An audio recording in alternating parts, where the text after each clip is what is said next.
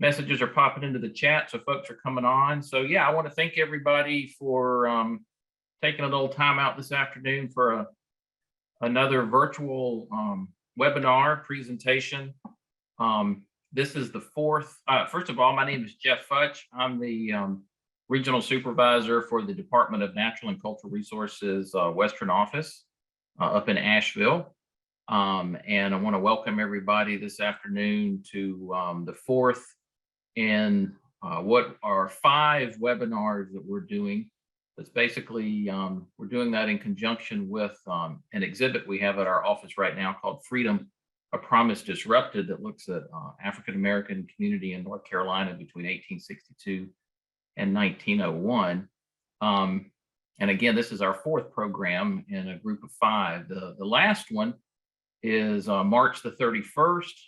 That's when Dr. Dan Pierce, professor of history at UNC Asheville, and Ashley Whittle, who works at UNCA Special Collections, will talk about the Railroad and Incarcerated Labor Memorial Project, or RAIL project, that is seeking to basically remember, document, and memorialize the African-American incarcerated laborers who died during the construction of the railroad from Old Fort up to Asheville. And again, that'll be on March 31st, another Thursday at 6:30. I will, as Earl is talking, as our guest speaker, Mr. Ijames is talking, I will put up a couple of links in the chat room, including one that would take you to our website, which has a program registration link for that 5th and final webinar if you should have an interest in that. And I'll try to put up a few more links of interest, at least that I think will be of interest to folks as we go along. Couple of housekeeping things real quick before I turn it over. Please use the Q&A if you have questions. You're certainly welcome also to put comments or questions in the chat bar.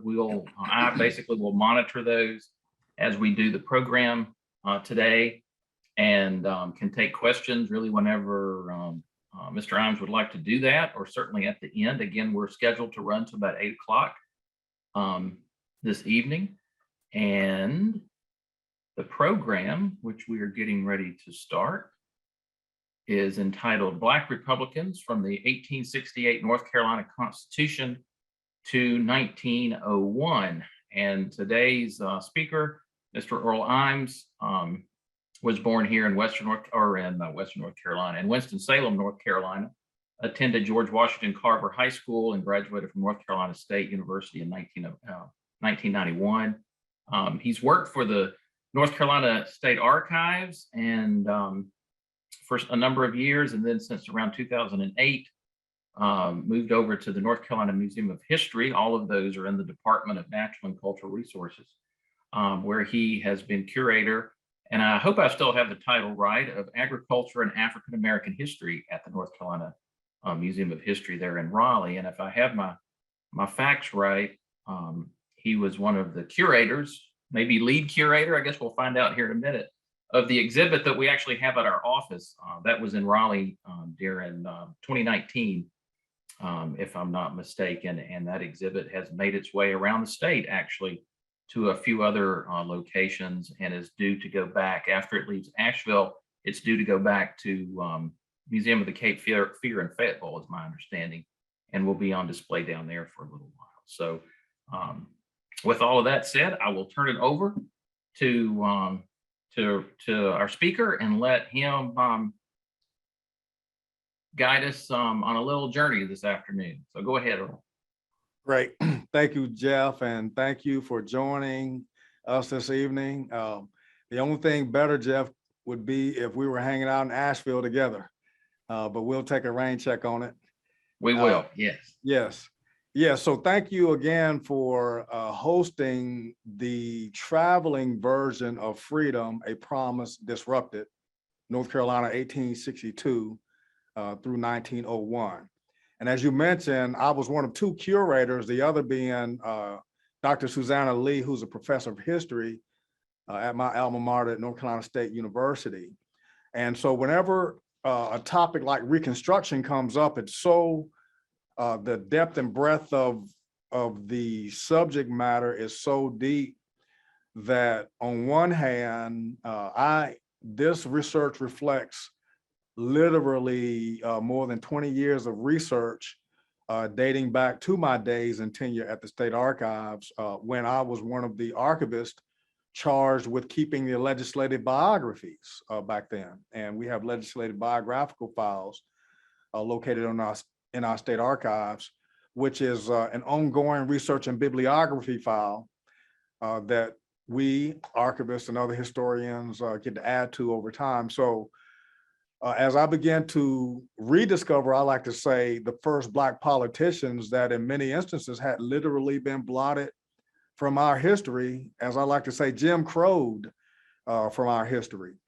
I began to compile as many of these first Black politicians as I can, and before 1901 in particular, when that Reconstruction and post-Reconstruction period ended, and the period of Jim Crow and what we call the grandfather clause here in North Carolina basically abdicated us of the 13th Amendment outlawing slavery, the 14th Amendment making American-born or free-born citizens in America citizens, which of course included formerly enslaved people. And to my point in this presentation, that I'll make the most significant of those Reconstruction amendments where the rubber hits the road is the 15th Amendment, which allowed for the right to vote or the access to the ballot. So again, the title of the presentation, Black Republicans from the 1868 North Carolina Constitution Convention, which will weigh on heavily and talk about those first Black Republicans, in this case, what they were, and then we'll end with the last elected Black Republican, Black office holder, not only in North Carolina, but in the South in 1901. And so without further ado, Black Republicans from the 1868 North Carolina Constitution and the Reconstruction of the South up to 1901. So the first Freedmans Convention held in the South was actually held here in Raleigh, North Carolina. In the fall of 1865, literally under the protection of Union troops who had ended with General William T. Sherman's march through Georgia, North and South Carolina. Many people don't realize that General Sherman's march actually ended in what we now call Raleigh and Durham area, or the Triangle. And in fact, I do an annual lecture at another historic site called Bennett Place, which is the site of the largest surrender of Confederate troops, more than 90,000, larger than Appomattox, the surrender of General Joseph E. Johnston's Confederate Army to William Sherman in what's now Durham, North Carolina, is where the Civil War literally ended. And so with that, thousands of freedom seekers literally followed Sherman's army from Georgia through South Carolina into North Carolina, and many of them wound up in what we now call Raleigh and Durham, Durham in particular. So under the protection of those Union troops in the fall of 1865, an assembly of African Americans, or formerly called the Convention of Freedmen of North Carolina, and just often referred to as a Freedmen's Convention, organized here in Raleigh with a message to deliver to the Constitution Convention in North Carolina that was originally set to ratify the 13th Amendment in November of 1865. So not to be confused with the 1868 Constitution Convention, the first convention at the end of the war required North Carolina and the other 35 states at that time in the Union, that were 36 states, to ratify or not the amendment that outlawed slavery, or what we call the 13th Amendment, that was ratified by Congress after the Battle of Fort Fisher in January of 1865. So that convention convened at historic St. Paul Church, St. Paul AME Church here in Raleigh, North Carolina, downtown, which again was the site of the first Freedmen's Convention of its kind in America at St. Paul's. And just to kind of take a brief tangent on that fact, the capital city Juneteenth celebration that's held here in Raleigh every June uses the Freedmans Convention as a catalyst for Juneteenth here in Raleigh, because this is the Juneteenth in Raleigh. Before that was a Juneteenth in Texas. And I'll explain that later in our presentation. But the delegation asked the 1865 Constitution to provide for legal protection of those people of color, or especially the formerly enslaved people, as well as just compensation for their labor. As we know, those formerly enslaved people, for the most part, did not get paid for the work building this country and our state, as well as options for education of the Black children and for orphans, which was a huge problem because many of the formerly enslaved people, their families were literally torn apart. And it created a serious orphanage crisis, which called for some way to reconnect these thousands of children, orphans, to a family, if not their biological parents, as well as assistance with the unification of those families that had been split apart and torn asunder during the years of slavery. So the Freedmen's Convention basically asked for equality before the law, but it also was held in September and October of 1865 at St. Paul's AME Church here in Raleigh to educate people who were denied citizenship, or those formerly enslaved in particular, about the boons and the responsibilities of citizenship. So again, the 13th Amendment was passed after the fall of Fort Fisher and the surrender of that fort to the 27th United States Colored Troops. This is a very significant fact because the 13th Amendment had originally been ratified by the United States Senate in August of 1864. But the United States House of Representatives balked at ratifying the amendment outlawing slavery, because without such an amendment, President Abraham Lincoln's Emancipation Proclamation basically held no water. And if the war ended with no 13th Amendment, then that basically would allow for the 11 Confederate states and the territories where slavery was illegal to come back into the Union, even after having been defeated in the Civil War, to return to the Union still as slave states. So going back to the purpose of the Freedmen's Convention, the Freedmen's Convention wanted to march resolutions to the 1865 convention at the state capitol, which is up Edenton Street in Raleigh, maybe no more than a quarter of a mile away from St. Paul AME Church, right down Edenton Street to our historic state capitol, where in November and December of 1865, the North Carolina State Legislature was voting to ratify or not the 13th Amendment outlawing slavery.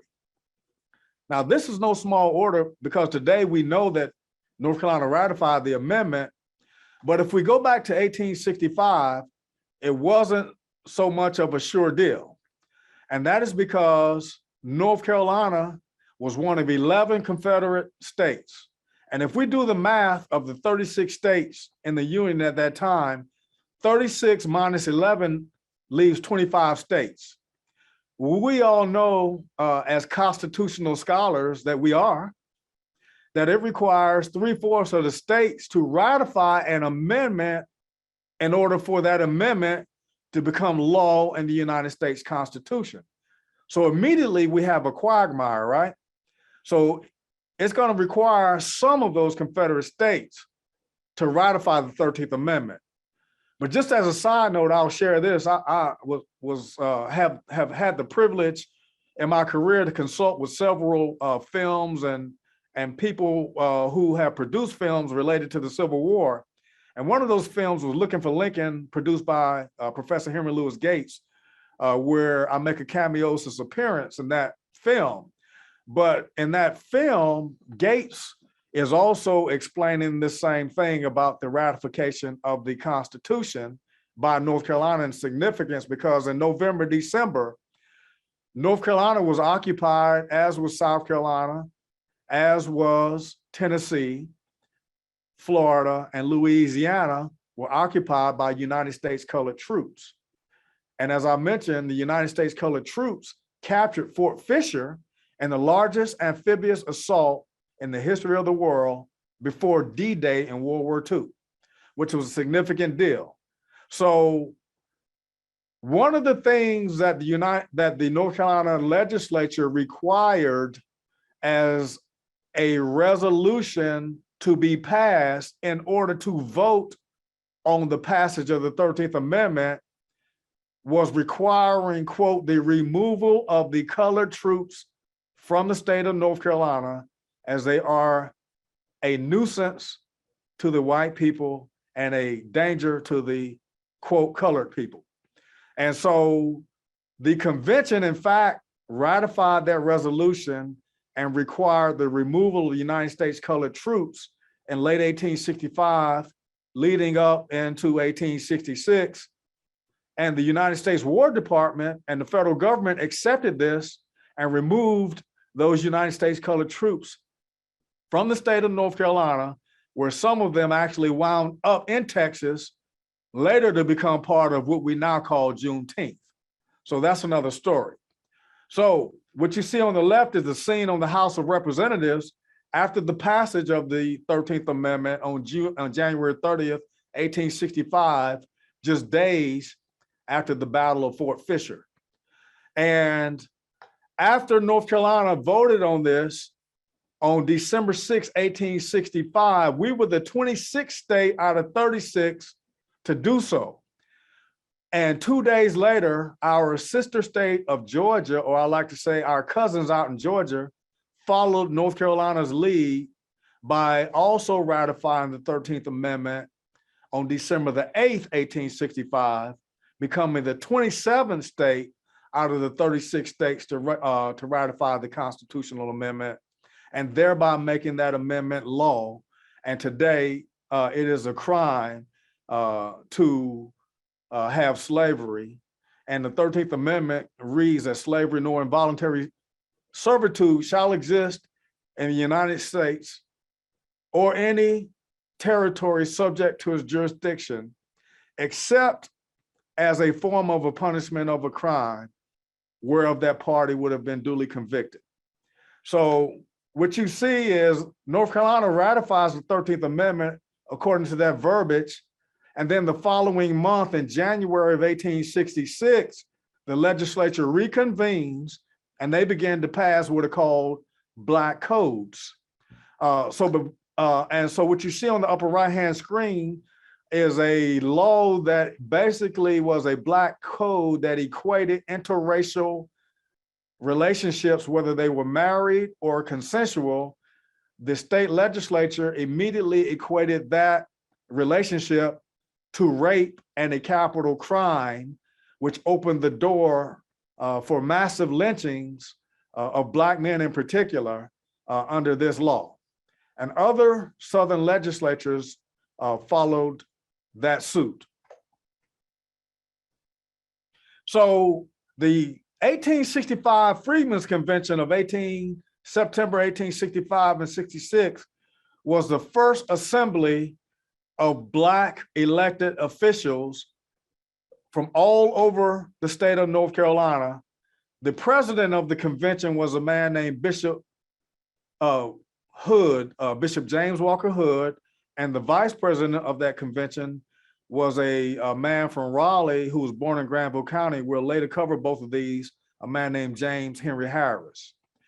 But what happens is North Carolina and other southern states began to revert back to slavery, even though the 13th Amendment had been ratified.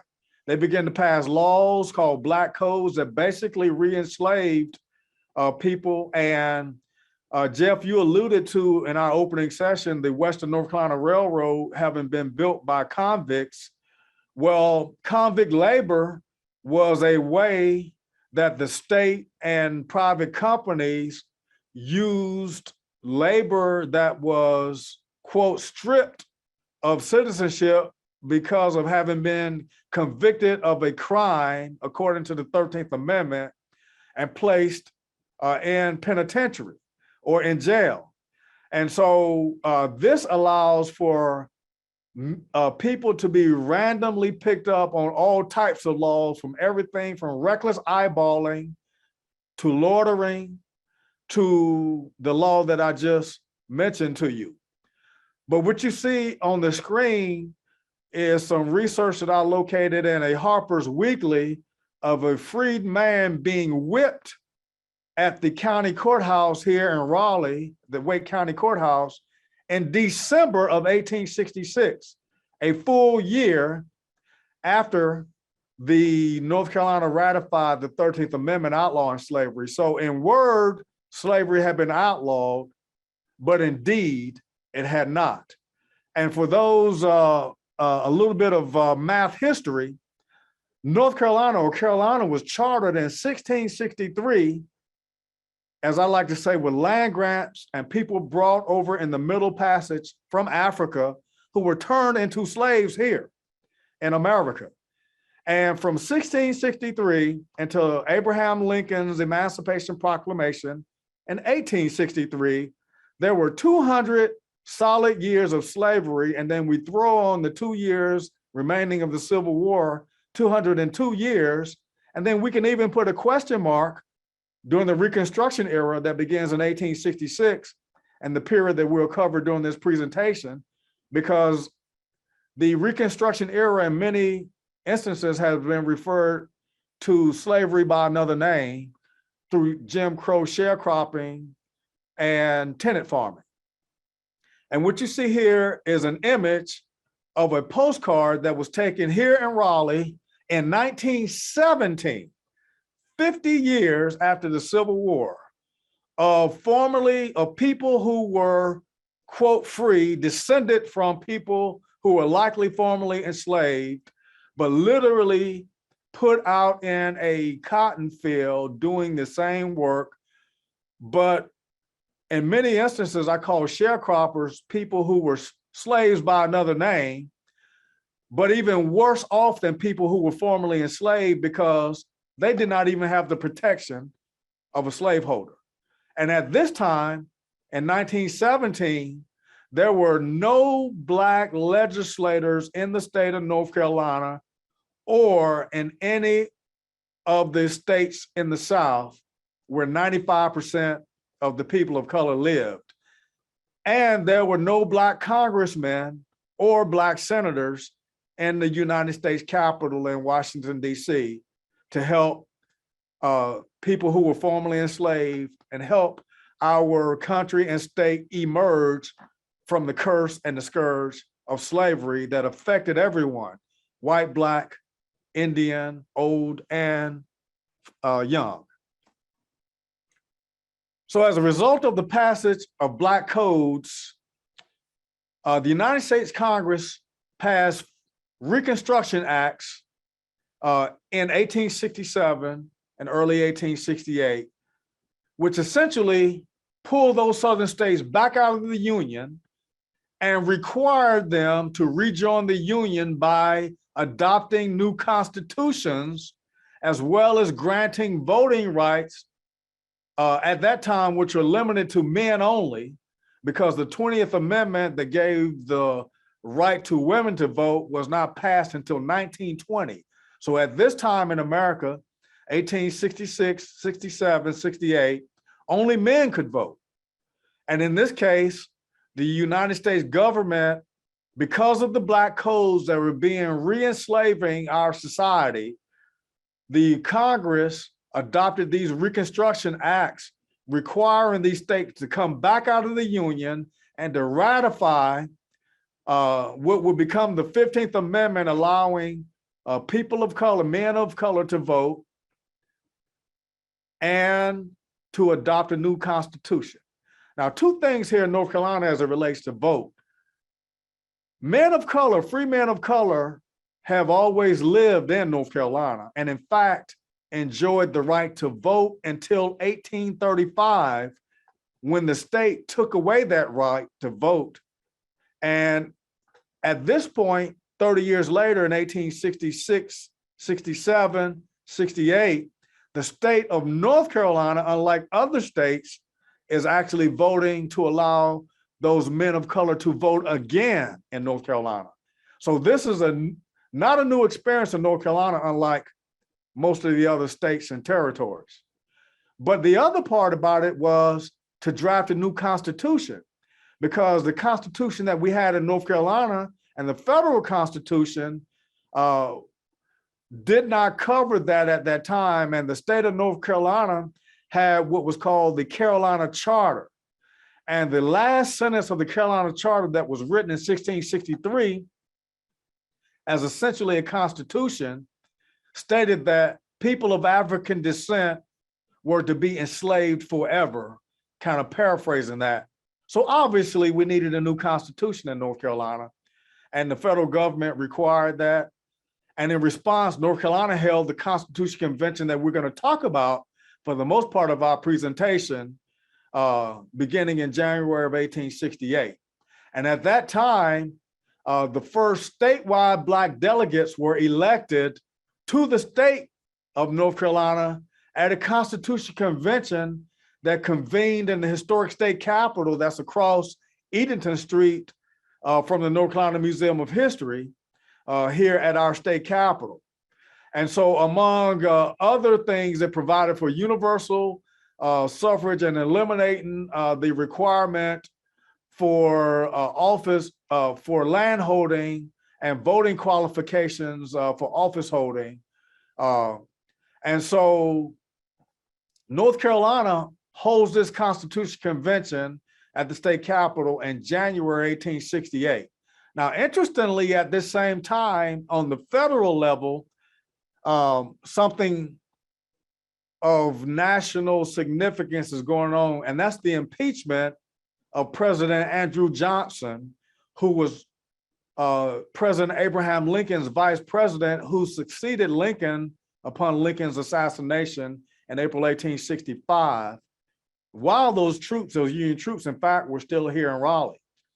And in fact, Union troops had to be rallied to keep from burning the state capitol, like Sherman's troops burned the capitals of South Carolina and Columbia and the capital of Georgia and Atlanta, which has been depicted in Gone with the Wind.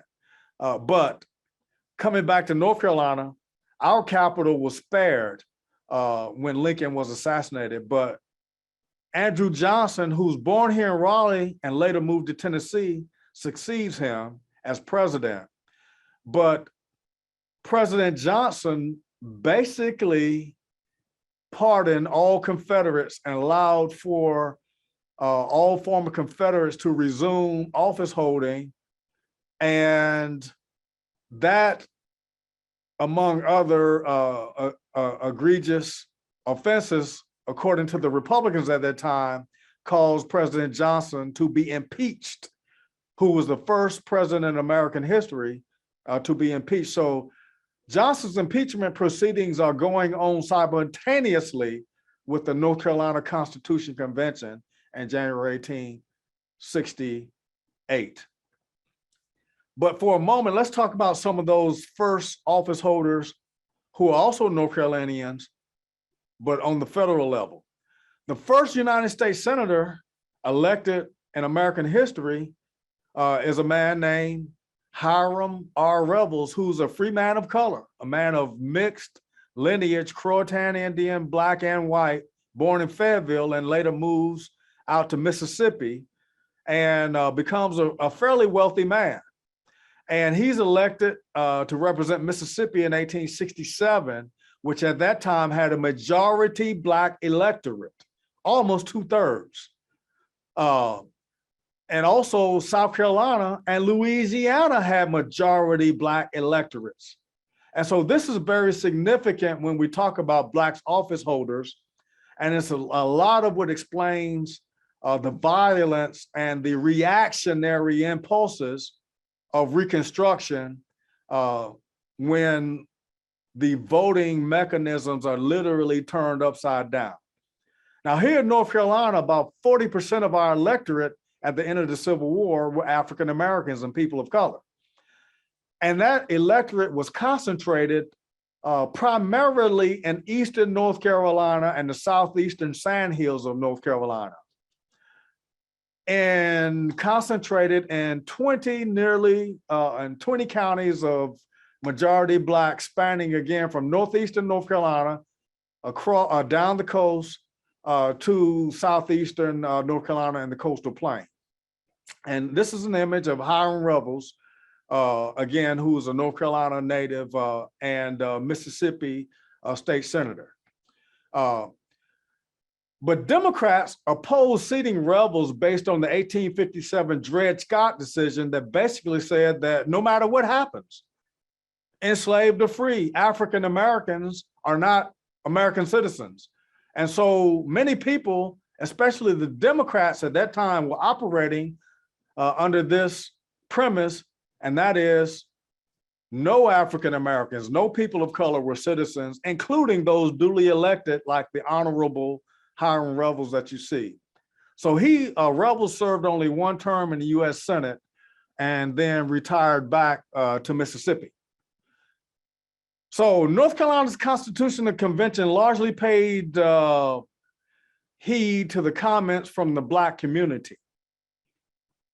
The convention was ultimately led by Republicans because the Reconstruction Acts required former Confederates to be pardoned before they could be office holders again.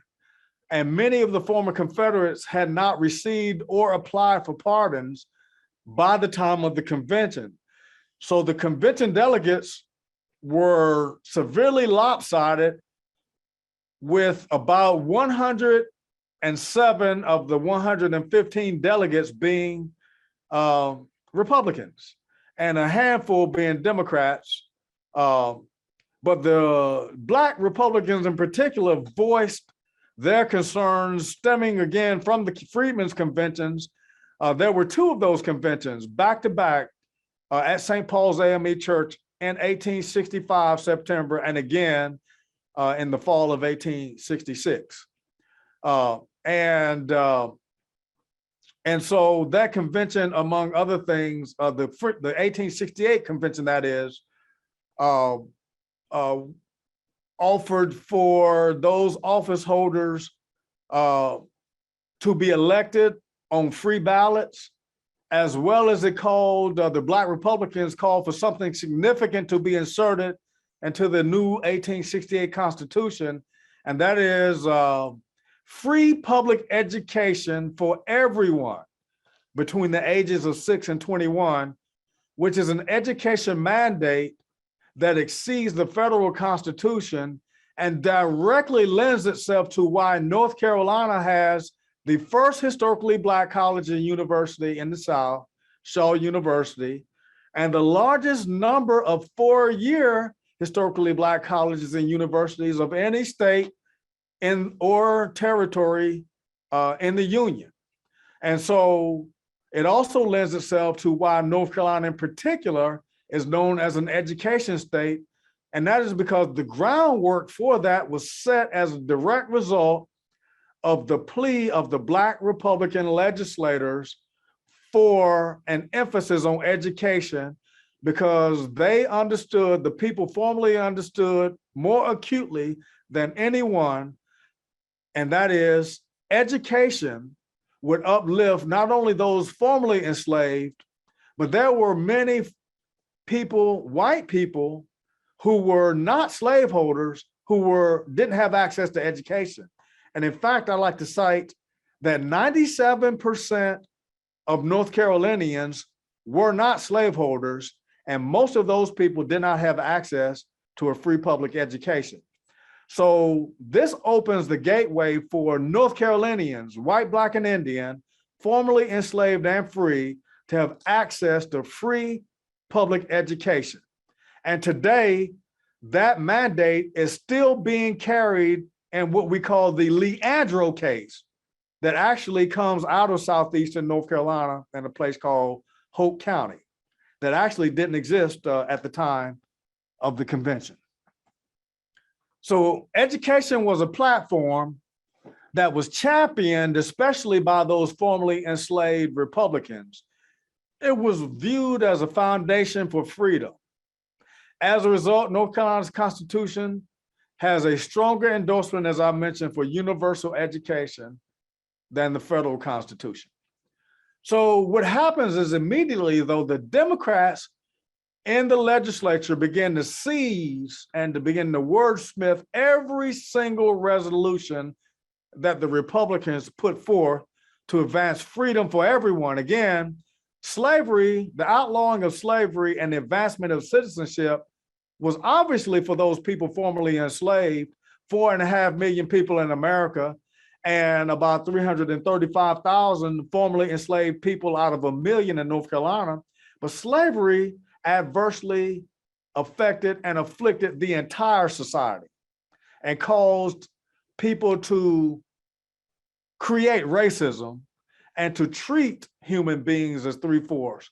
And that is a problem that we still deal with today. Even if we outlaw slavery, I like to tell people we had 202 years of legal slavery, but just because we outlaw it in 1865, you cannot outlaw customs. And the customs that have formed supporting slavery had become manifested in the form of racism in America. And so that racism carried on, and it was even put on steroids during the Reconstruction. And we're still dealing with that today through the Reconstruction and Jim Crow. But what happens is the back and forth creates what I call a cakewalk, where propositions would be advanced forward. For an example, the Republicans proposed to have the privileges, plural, of education in the 1868 Constitution Convention, while the Democrats insisted on the singular privilege of education. And so when we read the printed version of the Constitutional Convention that you see pictured on the screen, the actual printed version here in Raleigh prints the singular version, privilege of education, which is how the law literally interprets it today.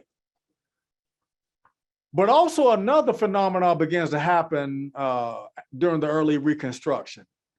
And that is conservative, wealthy landowners, many of whom have been formerly slaveholders, continually challenged the validity and the substance and the actual taking place of the Constitution at the state capitol, and began to term the actual Constitution Convention in the newspapers and in public framing as a radical Reconstruction Constitution, or even perversely refer to it as a Black and tan Constitution, because it enfranchised Black and brown people, people of color, and increased the political power, obviously, of those formerly enslaved, but it also increased the political power of those whites who were not former slaveholders, while reducing the power and the influence of those conservative, wealthy planters and former slaveholders.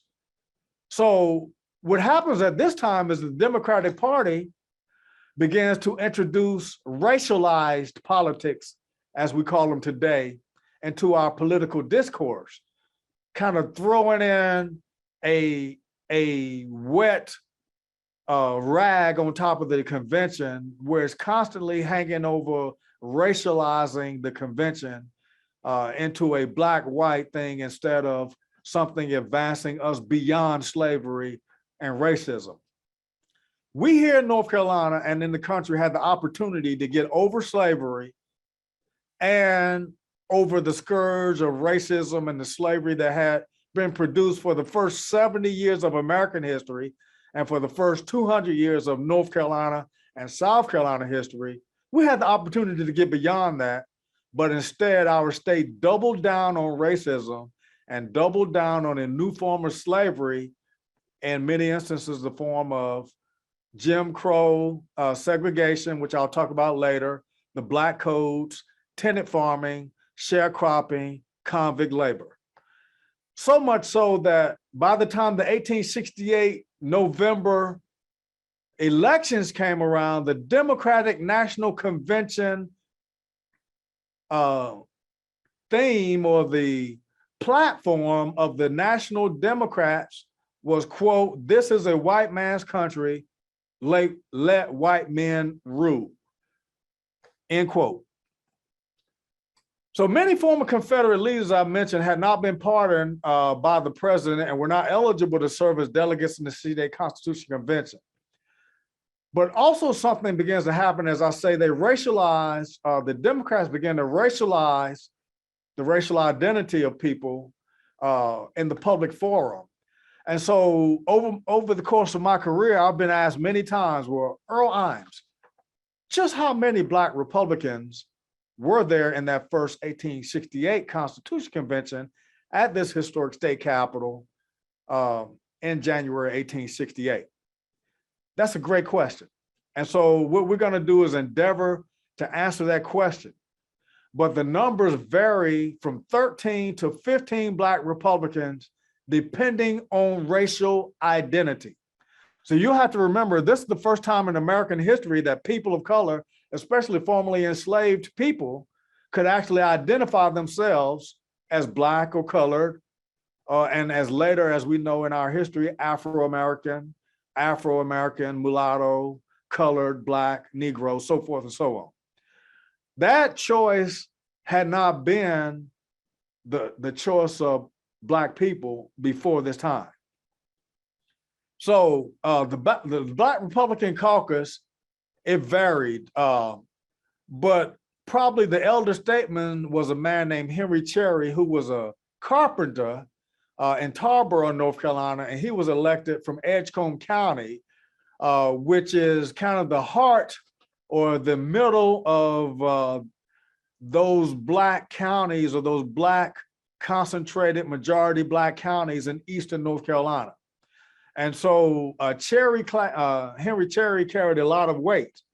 And so he's elected as kind of the senior delegate and is revered by all, especially those Black Republicans in that body in January 1868.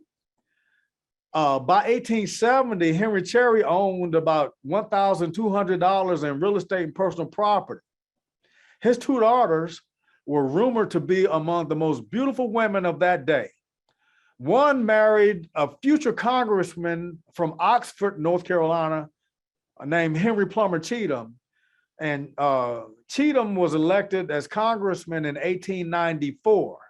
He served one term and left Congress and later founded the Oxford Colored Orphanage, or what we now call the orphanage that still exists in Granville County today.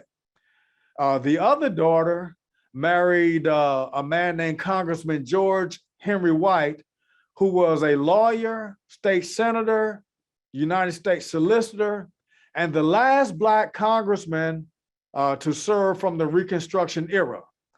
And in 1894, Cheatham and White actually flipped a coin to determine who would run for what the Democrats had gerrymandered after the 1868 Constitution Convention.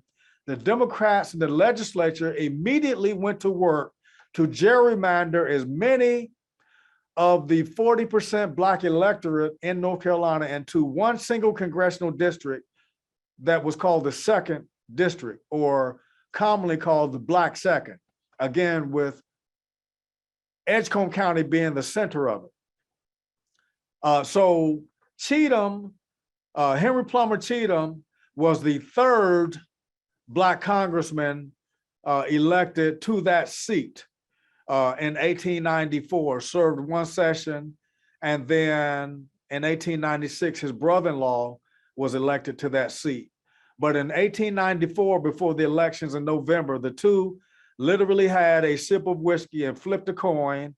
And I suppose Cheatham chose heads and heads won.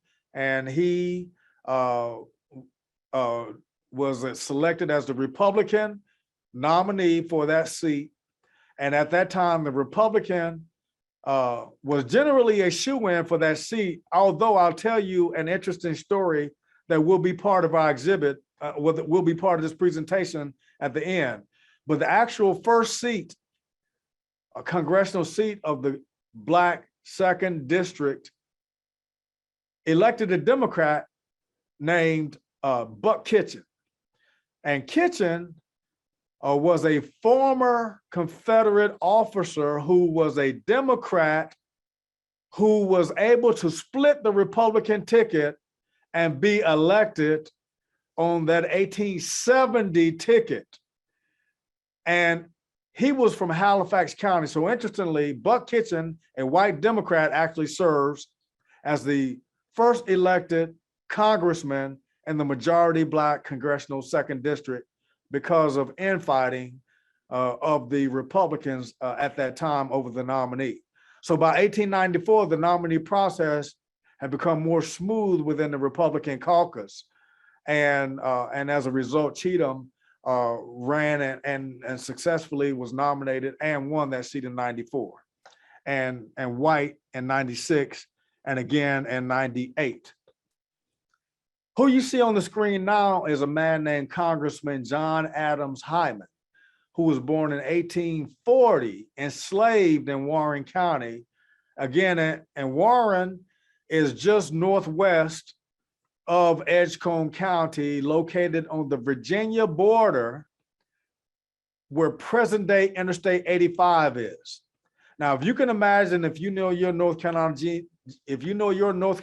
geography, the Virginia border where Warren County is located and Granville County is next to it at that time, you had spanning from west to east, Granville County, Warren County, Halifax County, Northampton County in the north. Down to the south, there was Edgecombe County, Pitt County, Wayne County, Lenoir County, Jones County, and Craven County, all the way down to the coast where New Bern is. All of those counties had been crammed into one district to get as many Black voters as possible and dilute the Black vote at that time, gerrymandering the congressional districts to limit the influence of not only these Black Republicans, but the Black electorate and the electorate in general, for that matter. So Hyman is North Carolina's first Black congressman, and he wasn't elected until 1875. There were two congressmen, white, the first Buck Kitchen in 1870, and a white Republican from New Bern who was elected before John Adams Hyman was able to become the state's first Black congressman in 1875. But he quickly becomes disillusioned with the rapid return of the former Confederates, not only in the state of North Carolina, but in the nation, and their power in the nation's capital. And so with the 1865 Constitutional Convention that will be called later, which I'll talk about, by the time the 1870s come around, you have a rapid return of the Democrats to power and literally the unleashing of the Ku Klux Klan going through these majority Black districts, not only in North Carolina, but in South Carolina, Georgia, Alabama, Mississippi, Louisiana, Virginia, Tennessee, Arkansas, Florida, literally throughout the country where you have large Black voting populations. The Klan is unleashed to terrorize that electorate. And so with disillusion, with the events literally going on the ground, Hyman retires from politics, goes into public life, literally leaves Warren County, North Carolina, and moves up the road to Washington, D.C., where he remained for the rest of his life. So Cuffy Mayo is another Black Republican legislator who was in the 1868 convention. Mayo was a free man of color born in 1803 in Virginia. And Virginia, like many other Southern states, began to legislate in the early 1800s slave codes that made life almost intolerable for free people of color. And so in the early 1800s, many people who are free are moving into North Carolina, particularly from Virginia and South Carolina, because North Carolina didn't have as strong slave codes before the Civil War and allowed for, as I mentioned previously, even in North Carolina, free men of color could vote. So Mayo and his family actually move into Granville County, North Carolina, just below the border from Virginia. And they are educators, or they are school teachers. And by the time of the Civil War, Mayo owned $800 worth of property. He is a delegate in Granville County for the 1868 convention. Although he identifies himself as part Occaneechi Indian, part African, which by that law at those times would have codified him as colored or mulatto, even though he and his family, his descendants, say that he was part Occaneechi Indian, who originally, again, come from Virginia into North Carolina and are now one of the official recognized tribes in North Carolina. And so what you see is a screen of the townships in 1868 in Granville County who elected Mayo to represent that county. White, Black, and Indian in that county voted for Mayo to go and represent their interests for better public education, better roads, and outlawing slavery and the right to vote in Granville County and in North Carolina. And by the way, Granville County at that time was the largest slaveholding county in the state, which at that time included what's now Henderson and Vance County. Interestingly, Vance County was gerrymandered out of the second district in 1880 as a way to siphon off and dilute that second congressional district again. And so we'll get into the actual gerrymandering and dilution of the second district itself. But this was one of the ways that happened, and that is siphoning off Granville County and creating Vance County in 1880. And Vance and Granville were later removed from the second district into another district where no other Black Republicans were elected. Well, some Black Republicans were elected like Cruz, but what happens is you see a gradual marginalization over time of those Black Republicans and the electorate in Granville County between 1868 and 1901. So another representative is in nearby Caswell County. And Caswell County, again, is one of these majority Black counties. Caswell is located just north and west of present-day Greensboro and Guilford County on the Virginia border. It's the home to the father of the furniture industry in North Carolina, a free man of color named Thomas Day, whose family lived in Caswell County at the time of the Civil War. And Day, even though we know he passed away around 1861, his family and many free people of color and formerly enslaved voted for Wilson Carey and whites to represent Caswell County, where at that time, Carey was also an educator where he taught school before the Civil War, which interestingly was against customs, but he must have been an effective educator because he is known as a teacher and educator before the war.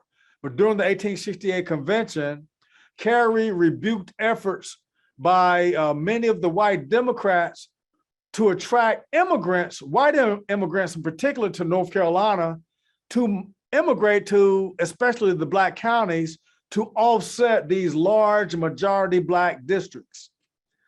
So in a passion plea during the 1868 convention, Carey is quoted as having been said, "The Negro planted the wilderness, built up the state of North Carolina to what it is. Therefore, if anything was to be given, the Negro was entitled to it." So in other words, land grants were being offered to white immigrants to come to North Carolina and settle when such incentives were not given to formerly enslaved people. So Carey spoke out against such proposal as the one I just mentioned, and those others aimed to dilute the Black vote. And what you see on the screen is a map of 1868 schools in Caswell County at the time that Wilson Carey was elected to represent that county in the 1868 Constitution Convention at the state capitol in Raleigh. One of the things I'm going to point out is the startling lack of images that I did not discover, have not discovered, but continue to discover and research the images and likenesses of these Black Republicans, and the lack of them is startling, to say the least. One of the convention goers from 1868 from a majority Black county, Craven County, North Carolina, and a majority Black district outside of New Bern called Harlow.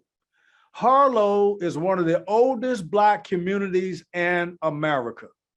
It was established in the 1600s as one of these safe spaces, as a maroon community, literally for people coming as far away as Virginia and South Carolina who wanted to escape slavery as early as the 1600s.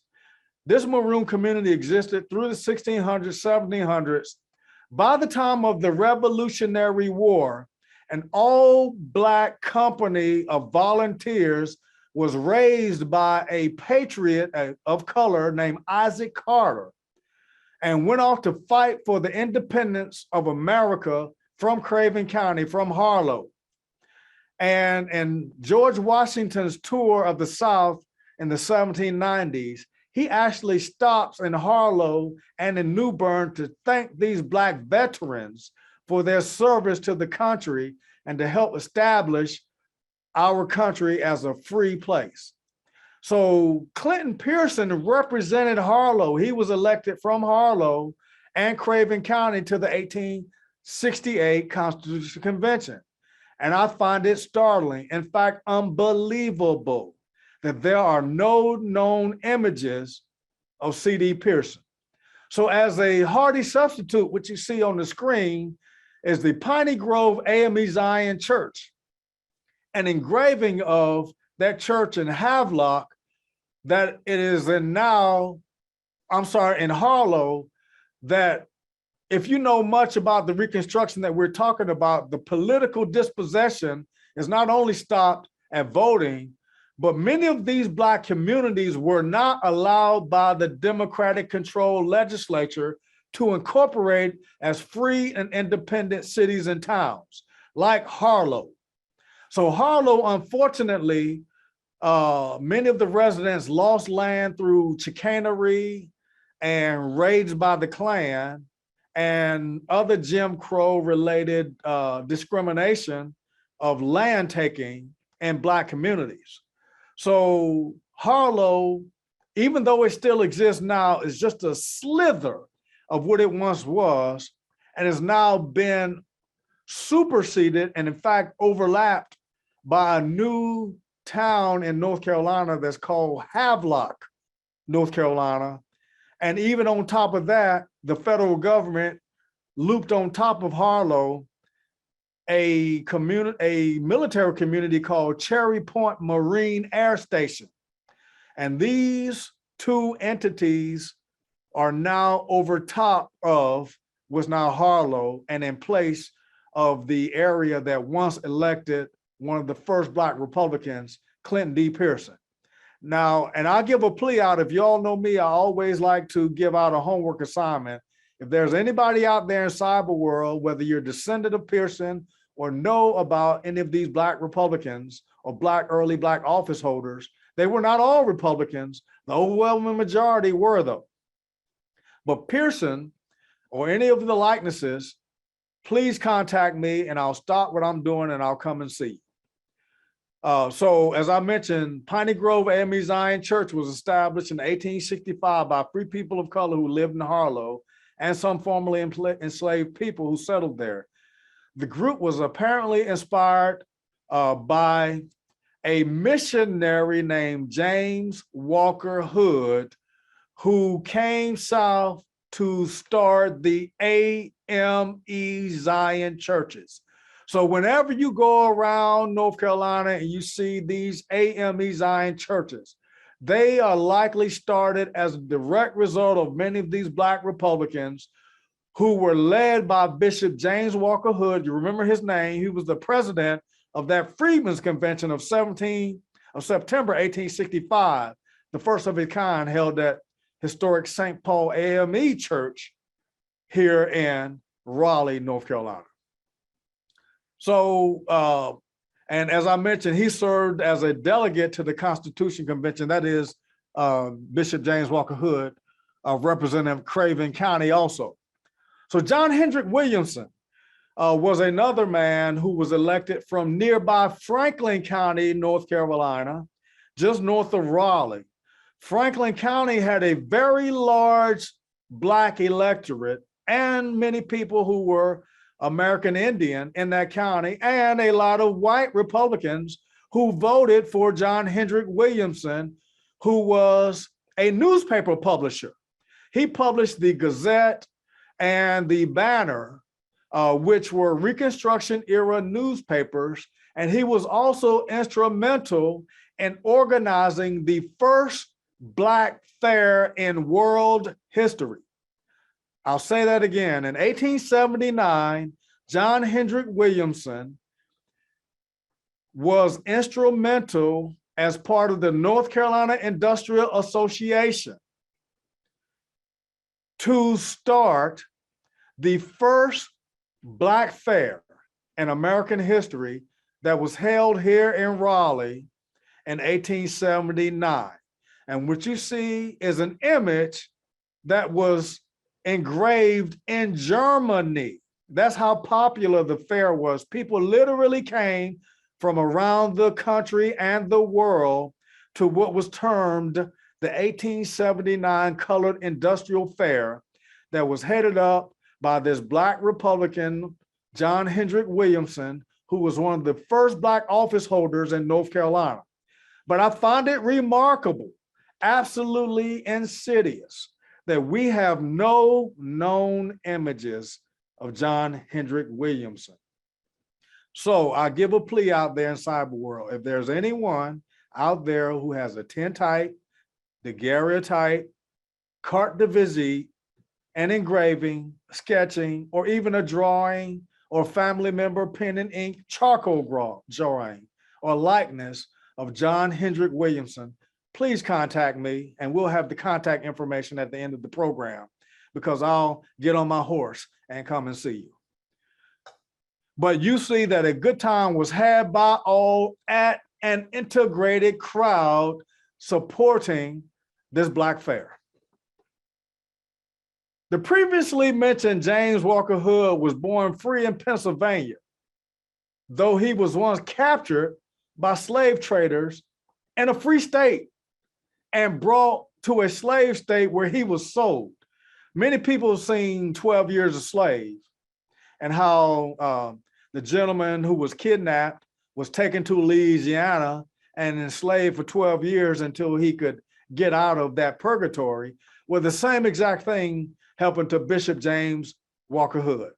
He was free, living outside of Philadelphia, Pennsylvania, and he was kidnapped and sold as a free man, and somehow managed to escape through the Underground Railroad and get back to Pennsylvania, where he devoted his life to missionary work after then, and returned to North Carolina, again, where he was assigned to spread the gospel and to create churches for especially the formerly enslaved people to congregate and carry on that mission of becoming citizens, spiritual wholesomeness, as well as citizenship and all those boons and responsibilities of citizenship and the themes of the Freedmans Convention were being carried out in large measure through the church.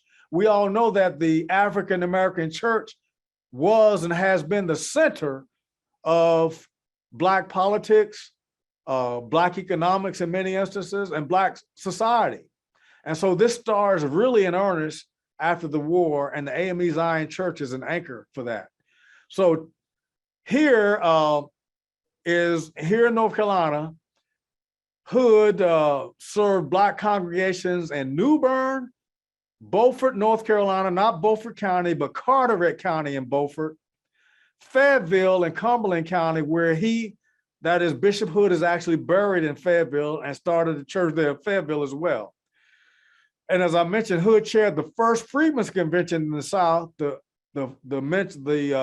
previously mentioned Freedmen's Convention in our first slide, and was later elected as a Black delegate to this 1868 Constitution Convention, which the Democrats immediately pounced on and began to label it or deride it as, quote, Hood's Convention. So the 1868 North Carolina Constitution Convention derided by Democrats as Hood's Convention, but the Democrats would reserve an even more pejorative term to report in their newspapers and to the public about the convention. And this was a painting that was done by an artist named Carl Lucas based on a likeness of Bishop James Walker Hood that was found in an old engraving. So again, this image results from a previous plea where a researcher located an image of Bishop James Walker Hood. And since that time, we've located many images, even in a carte de visite of Bishop Hood has emerged on eBay since my last plea. So hopefully this plea won't fall on deaf ears.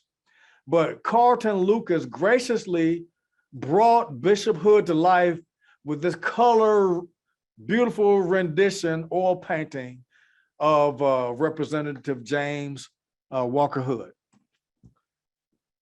So another Black Republican legislator from the 1868 convention is a man named Bryant Lee. And he's perhaps the least known of the Black Republican caucus of 1868.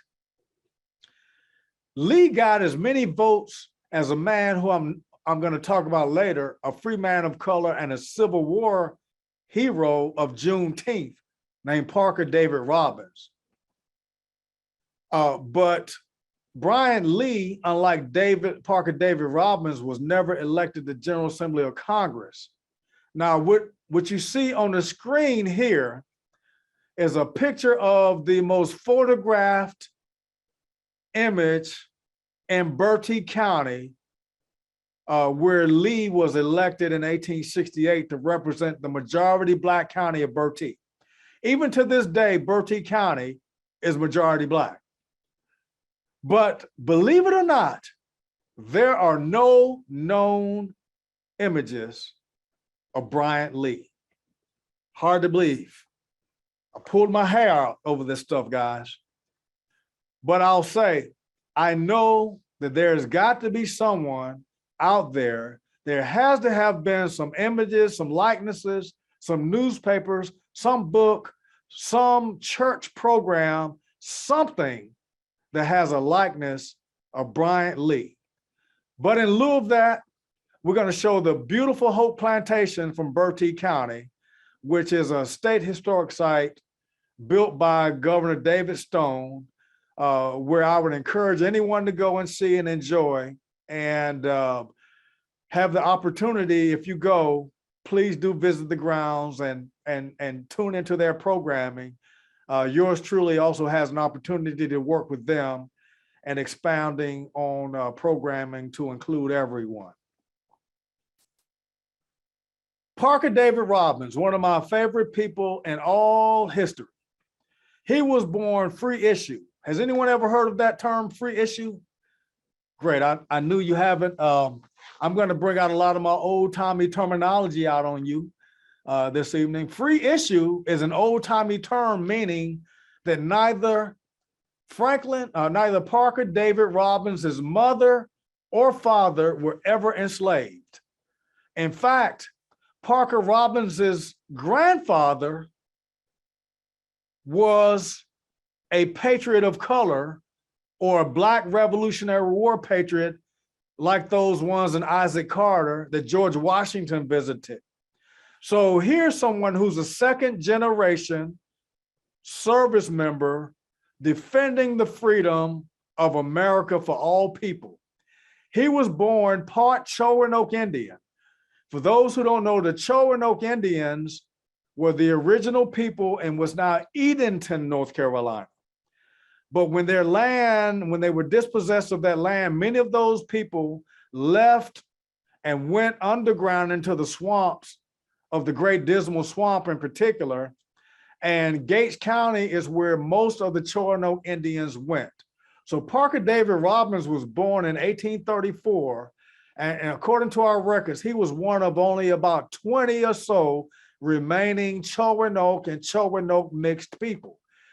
Robbins is mixed Chowanoke Indian, African, and part white.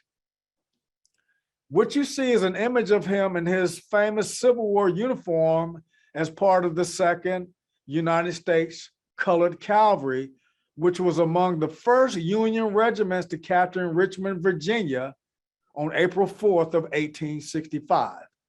I mentioned Juneteenth earlier, and not to get off track, but Parker Robbins' 2nd United States Colored Cavalry, along with 3 other United States Colored Troop regiments, were the absolute first Union regiments who were on the heels of Confederate President Jefferson Davis and Confederate General Robert E. Lee in the evacuation of the Confederate capital of Richmond, Virginia, to help end the Civil War. This is Richmond's Juneteenth. This is Virginia's Juneteenth. Because what happens is, once these United States Colored Troops capture Richmond, Virginia, the United States War Department sends them the 36th United States Colored Troop Regiment in particular, which was raised out of northeastern North Carolina, was the first regiment in Richmond, Virginia. That regiment, along with the 2nd and others, were reassigned to General Gordon Granger as part of the amphibious landing at Galveston, Texas on June 19th, 1865. And from June 19th, 1865 to June 30th, 1866 is when 12 regiments of United States Colored Troops fan around all Texas. And Texas is a big place. I've been there. You can't cover it in one day and spread the news of freedom. It took an entire year for Juneteenth to take place.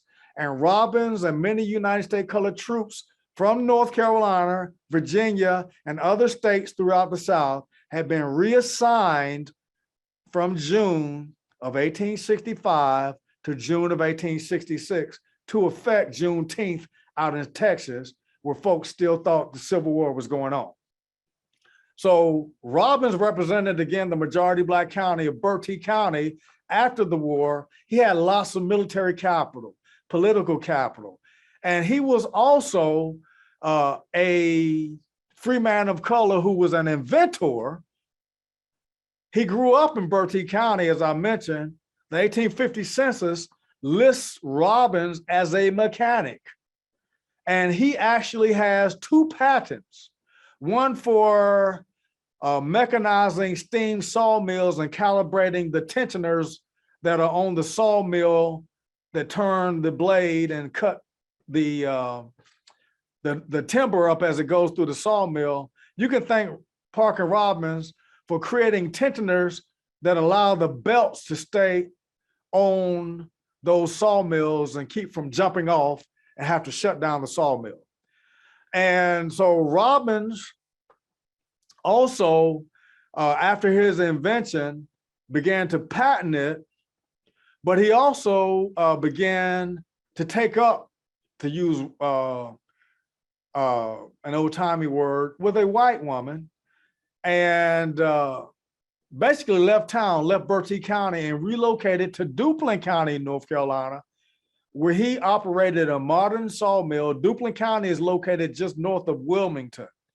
He operated his own cotton gin, his own sawmill, his own turpentine distillery, and he also had his own steamship going from Duplin County down the Northeast Cape Fear River to the port at Wilmington, where he took his goods and other people's goods on his 117-foot boat called the St. Peter downriver to the docks in Wilmington to be exported around the world.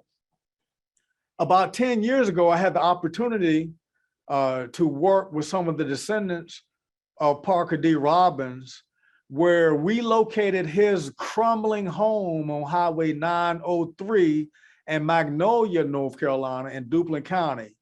And literally the home's roof had been collapsed through numerous hurricanes and storms.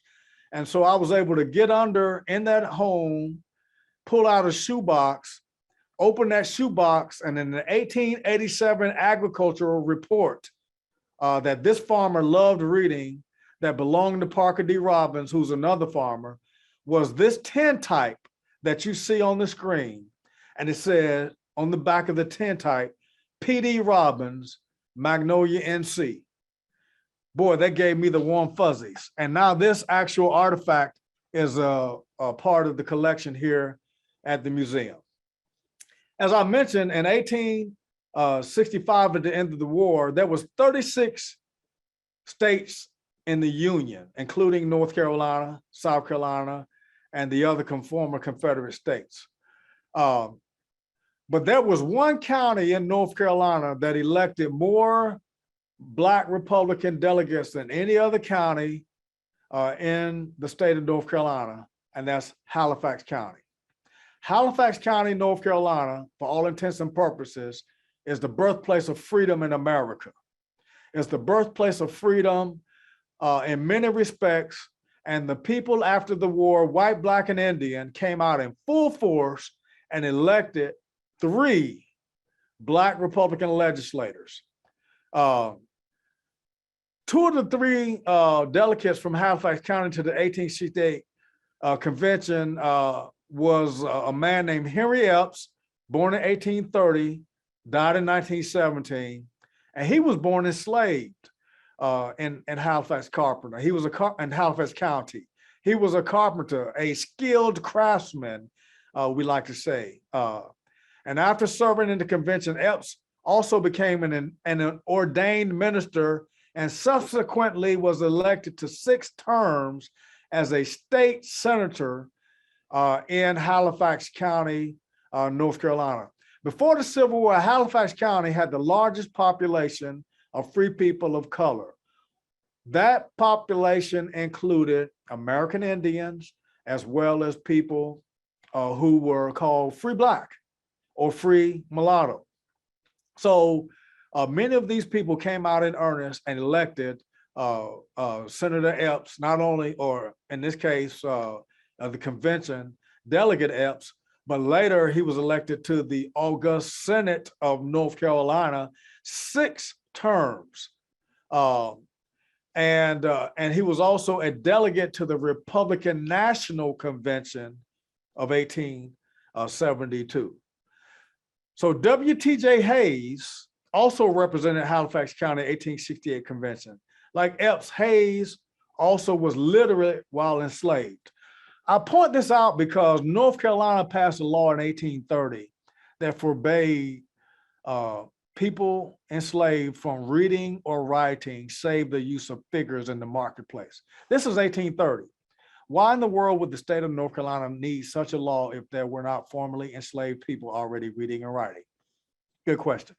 So my point is, people like Epps, people like Henry Cherry, they could read and write, but they would feign around whites and slaveholders so that those whites would not know that they could read and write, because that was an offense who could get you stripped naked and whipped or even hung.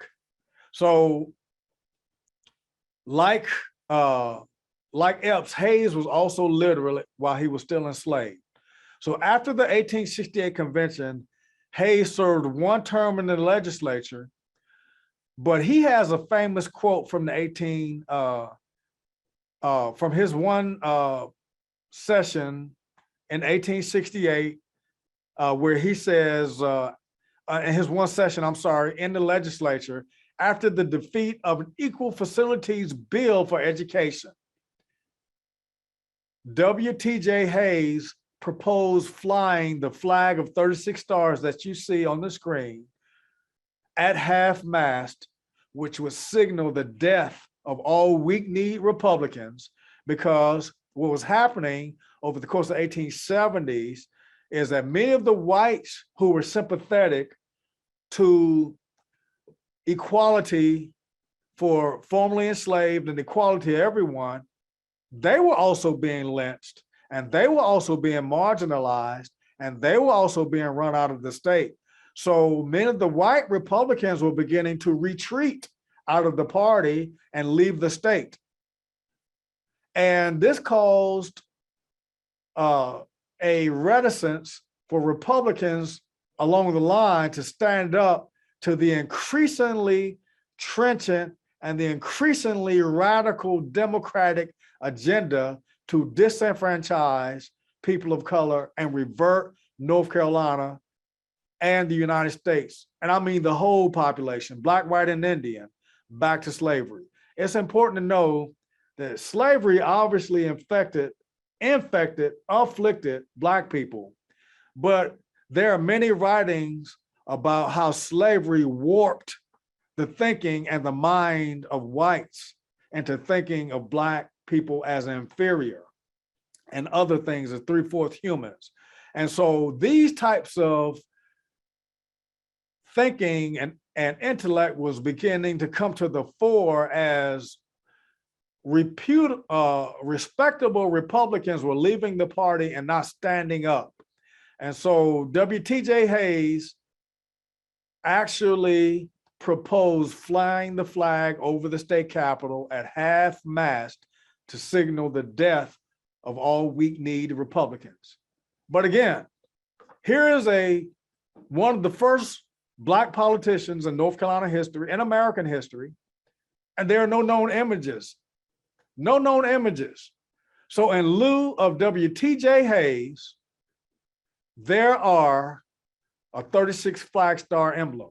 Now, to be fair, I have located images of Henry Epps, but the images of Epps that I have located and I did not include in this presentation were actually lifted from the composite portraits of the legislature that were taken by Democratic operatives, Democratic business people, photographers, who would get a contract to take the composite portraits of the Republicans and the Democrats of the state legislature, and they would line up the Republicans on one side and the Democrats on the other side.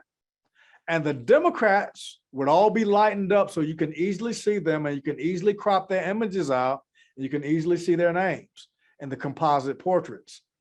But when you go over to the Republican side, the photographers, the original photographers, people named John W. Watson and Cyrus P. Wharton, who took the original photographs of the legislature in the 1860s and 70s and 80s, they would literally darken the Democrats, so it was very hard to see them.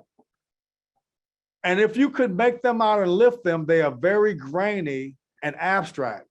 And for that purpose alone, I did not include the images of Senator Hayes and some of the other Black Republicans, because they were deliberately granularized during the Reconstruction era by the original photographers for political purposes. So again, anyone with images or likenesses of Representative WTJ Hayes or Epps, please contact me and I'll get on the horse and come and see you. Earl, I just So- wanted to jump Yes. in real quick. We're a couple of minutes away from 8, just to let you know.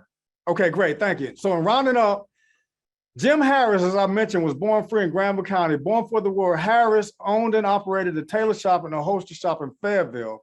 When the war started, Harris went to Oberlin College, Ohio, Canada, and Sierra Leone. During the war, Harris migrated to Indiana, and there he was appointed to recruit U.S. colored troops. And the 28th U.S. colored troop was among the first in Richmond, as I mentioned. After the war, Harris served as vice president of the first Freedmans Convention, the Raleigh City Council, and was on the School of the Deaf. He represented Wake County in 1868 and was, in all intents and purposes, Harris is the founder of the Republican Party in North Carolina. I'll repeat that. James Henry Harris is the founder of the Republican Party in North Carolina. But during the Reconstruction, he would become so powerful that in 1880, as I mentioned, when Vance County was gerrymandered, in order to get Harris out of the legislature, a place called Durham County was gerrymandered out of the western part of Wake, and thereby taking Harris out of the legislature. This man is someone you probably want to know about. Mulatto men like this man, Abraham Galloway, identified himself firmly as Black, but insisted on a resolution in 1868 on what they call the Black Republicans. Galloway was deemed radical by the Democrats because he called for female suffrage right after the Civil War, and he wanted formerly enslaved people to be compensated for their labor.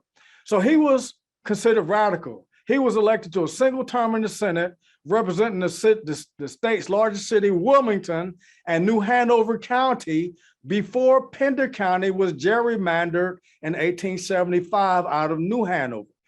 But right after 1870 session, mysteriously, Abraham Galloway died, was buried before his wife and children could get to the funeral. 6,000 mourners attended his funeral, and the largest known funeral in the history of North Carolina up to the Civil War. So Galloway was also escaped from the Underground Railroad to Philadelphia and to help form United States colored troops during the Civil War. So in rounding out, racial politics undermined the 1868 North Carolina Constitutional Convention. The number of Black Republicans, as I mentioned, was disputed due to racial identity. Parker Robbins identified as mulatto or colored, for an example, but for the first time in history, people of color could determine their own racial identity.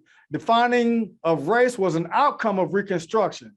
For example, the Duplin County Republican 1868 Constitution delegate was a man named Samuel Highsmith, who from all intents and descriptions was a very light-skinned man with very thin hair and green eyes.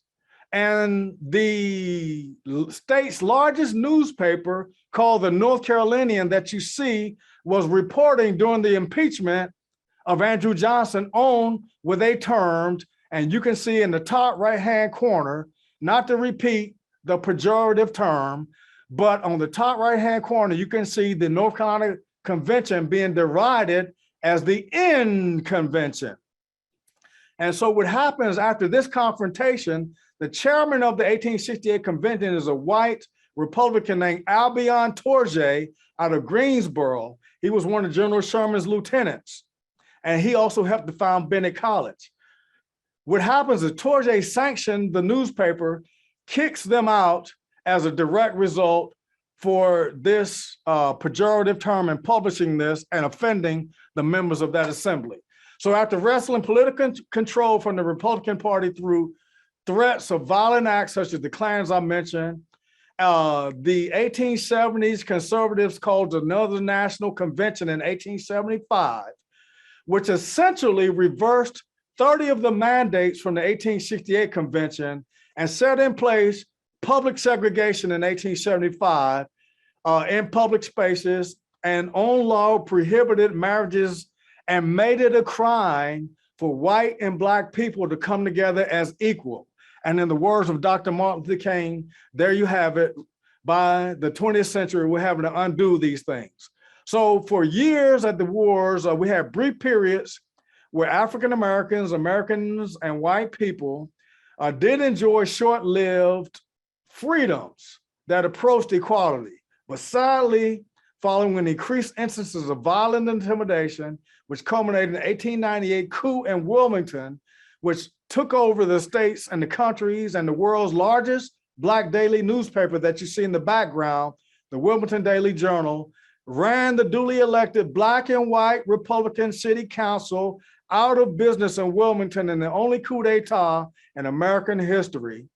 The white supremacists and the Bourbons had crashed the experiment in Reconstruction for equality, determined to have their cake and eat it too, and everyone after 1901 will have to eat Jim Crow. So Freedom, a promise disrupted, 1862 to 1901, is the exhibit that's currently on display at the Western Archives in Asheville, North Carolina.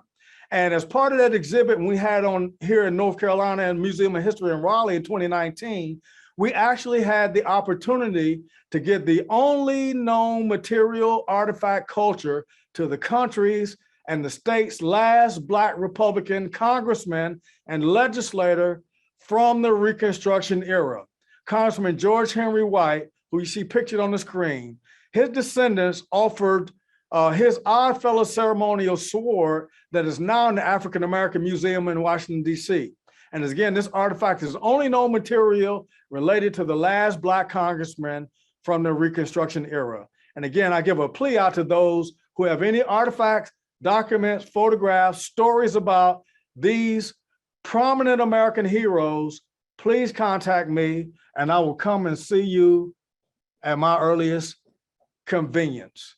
Esse quam videre, and you'll find my contact information on the screen. Thank you very much for joining us. Thank you, Earl, very much. We so appreciate it, and I'm sorry to try to go there a little quick at the end, but there was so much information there to cover. We really appreciate your time this evening. I appreciate the folks that in attendance there. Certainly want to remind everybody that the recording for tonight's session will be available on the DNCR department's YouTube channel. That'll be up in a couple of days. You certainly can email me as well, and I can get that to that link to you if you'd like to go back and revisit some of the information we covered. Something I didn't mention at the very beginning, and Earl mentioned the exhibit again. While that exhibit is up at the Western office in Asheville through the end of March, the days and hours that the exhibit is up are Wednesday through Saturdays. Again, that's Wednesday through Saturdays between the hours of 10 and 2 p.m. We're not a very big facility and don't have a large staff, so our hours are a little abbreviated up here, up in the Asheville office, but would love to have anybody in the area that would like to come to see the exhibit. And as was mentioned at the very beginning, the traveling version of that exhibit will be making its way, it's my understanding, down to the Cape Fear Museum in Fayetteville a little later this year. And then in 2023, I believe it's supposed to be moving over to the Museum of the Albemarle. That's correct. And New Bern, if I've got all that correct. No, the Museum of the Albemarle in Elizabeth City. Elizabeth City. Sorry. Yes. So, but as part of the outreach that we do here at the museum and this program, I do panels of the exhibit here and there, because the way that we designed the exhibit was you can extract singular panels and have your own exhibit or program just with a singular panel.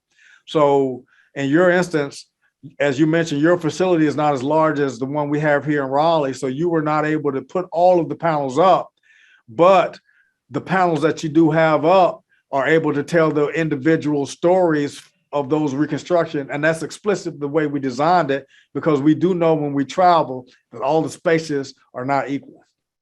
Right. Yeah. And we're glad to have it, glad we hosted it.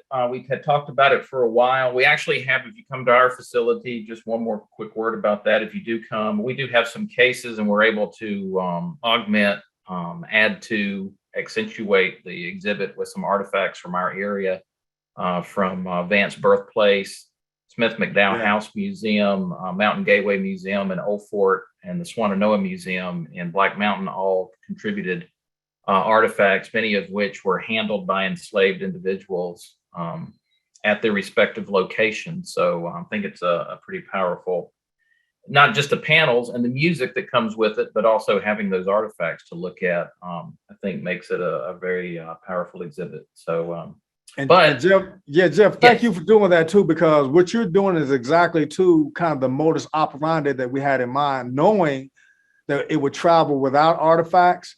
Then you take the onus to search your local area for artifacts that fit, right? And then to be able to give those artifacts the opportunity to be on display, because you and I know that artifacts spend about 90% of their time in cases and not on display. Right. So True. this is an opportunity to connect with artifacts and documents and photos and to embellish that story in ways that we may not have had the opportunity to before to do so. Let's see, someone just said, good job. I was looking there in the question and answer section. So that's a good thing there. So yeah, I will, again, thank you. I want to thank Matt Zayer too, media production person with DNCR, who helped make the presentation tonight possible. Appreciate Matt's help with that. And Yeah, again, thank you, Matt. Thank you, Matt. And again, thank you, Earl. And we're looking forward to you coming up to Asheville for a visit soon. And man, I can't wait. Can't wait. Well, one of my favorite places. Please. Hope everybody has a really good evening. And thank you guys so much for tuning in, and take care. All right. Thank you. Thank you.